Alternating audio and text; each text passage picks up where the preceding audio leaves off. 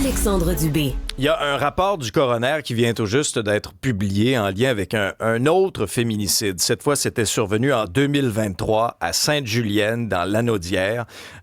C'est une dame, Josée Barriot, qui a été assassinée par son conjoint, Patrick Archambault. Dans un contexte de contrôle conjugal, dans un contexte où le gars avait des antécédents aussi en matière de violence conjugale. Je tiens à souligner aussi le témoignage d'une des filles de la victime qui a témoigné vraiment avec beaucoup de courage. Ceci étant dit, maintenant qu'on a le rapport du coroner entre les mains, qui a à peu près une douzaine de recommandations, qu'est-ce qu'on fait avec ça? Qu'est-ce qu'on fait pour que ça change enfin? Manon Monastès est directrice générale de la Fédération des maisons d'hébergement pour femmes. Bonjour, Madame Monastès. Bonjour.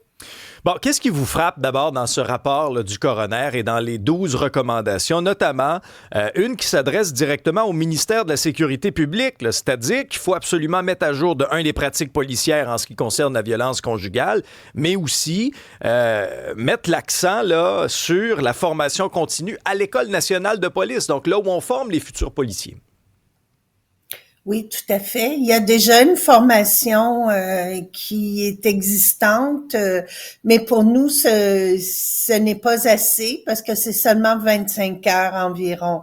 Alors, pour nous, il y a quelque chose qui devrait être grandement amélioré et ça fait plusieurs années aussi qu'on propose à l'École nationale de police d'être partie prenante là, de la formation. C'est le travail qu'on fait au quotidien, là, soutenir les victimes. Alors, on connaît très bien la problématique et on connaît surtout très bien comment évaluer les risques de dangerosité. C'est quoi les drapeaux rouges pour justement cette évaluation-là? Oui, ben les drapeaux rouges, comme un des drapeaux rouges qui est nommé, qui est vraiment un des drapeaux rouges déterminants, c'est quand il y a eu des antécédents dans d'autres relations où il y a déjà eu de la violence conjugale. Ça, c'est un facteur, c'est un drapeau rouge qui est incontournable. Quand c'est le cas, il faut intervenir. On est vraiment dans une situation, un haut risque de dangerosité de féminicide. L'autre problème avec la formation à l'École nationale de police, c'est que ce n'est pas de la formation continue.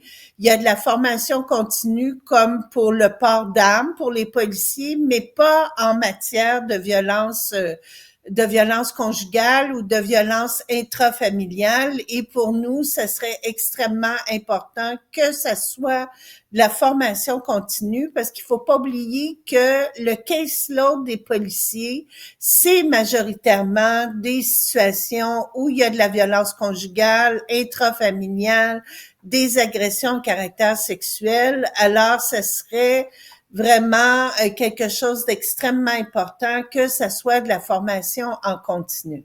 Dans ce cas-ci, puis ce qu'on peut lire aussi, c'est que la veille du meurtre, il y a des policiers qui se sont rendus sur place. La veille du meurtre. On n'a pas été en mesure de lui venir en aide. Dites-moi, Madame Monastès, là, en date là, du 27 juin, c'est quoi l'état de situation dans les maisons d'hébergement? Est-ce que c'est encore, là, est-ce que ça déborde encore? Oui, malheureusement, on est toujours à pleine capacité de nos services, mais il faut pas oublier qu'une maison d'hébergement, on peut appeler 24 heures sur 24, avoir du conseil, du soutien. On a également des services externes, mais je voudrais pas envoyer un message de désespoir aux victimes. Il faut continuer d'appeler. On essaie toujours de trouver une solution, un plan B, un plan C. Ça veut dire pour des femmes, supposons qui sont en Outaouais, d'être hébergées dans la région de Montréal, malheureusement. Mais on essaie toujours de trouver une solution pour ne pas laisser les femmes et les enfants, faut pas les oublier, en plan. Donc, Mais en clair, on demande depuis toujours et on redemande à chaque année au gouvernement, oui, il y a eu beaucoup d'investissements, mais ce n'est pas assez. Il y a des femmes, elles ont le courage de demander de l'aide, de demander des services de plus en plus rapidement, souvent dans les situations de violence conjugale. On oublie que on prévient des féminicides par les services qu'on offre, mais force est de constater qu'on a besoin des nouvelles maisons d'hébergement. Pour vous donner un exemple, dans l'immense région de Lanaudière, il n'y a que 3 maisons d'hébergement. Ah Donc, oui. on ne fournit pas à la demande. On est quand même victime de notre succès. Et je veux dire, c'est très positif aussi qu'on Ouais. demande de plus en plus de services. Il y a des proches aussi qui appellent en maison d'hébergement, dire, moi, je pense que ma fille est dans une relation où il y a de la violence. Qu'est-ce que je peux faire pour la soutenir? Qu'est-ce que je peux faire pour l'amener vers vos services?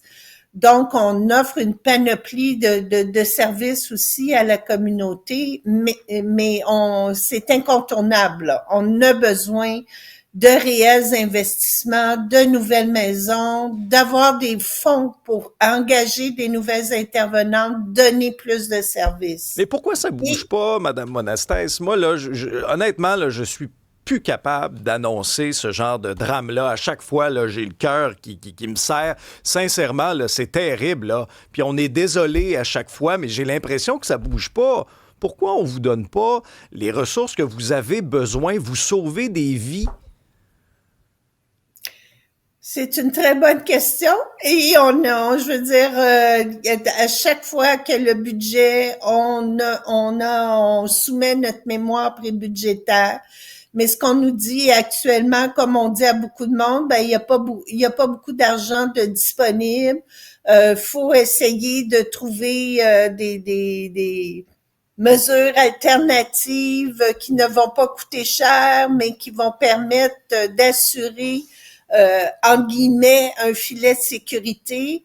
Mais vraiment, la situation, comme vous le dites, elle est critique. Là, on est rendu au 9e, au 11e féminicide depuis le mois de Déjà. janvier. Aïe, Là, aïe, aïe. c'est quelque chose. Ouais. Pour nous, c'est une question qui est dévastatrice. Là. À chaque fois que ça arrive, on se demande est-ce que c'est une femme qui a appelé pour avoir des services, puis il y avait pas de place disponible au moment où elle appelle. Pour l'année dernière, justement, les refus par manque de place au moment où une femme appelle, on était presque 12 000. Et ça, c'est inacceptable. Ça ne devrait pas arriver, sincèrement. Manon Monastès, vous êtes directrice générale de la Fédération des maisons d'hébergement pour femmes. Merci pour votre cri du cœur.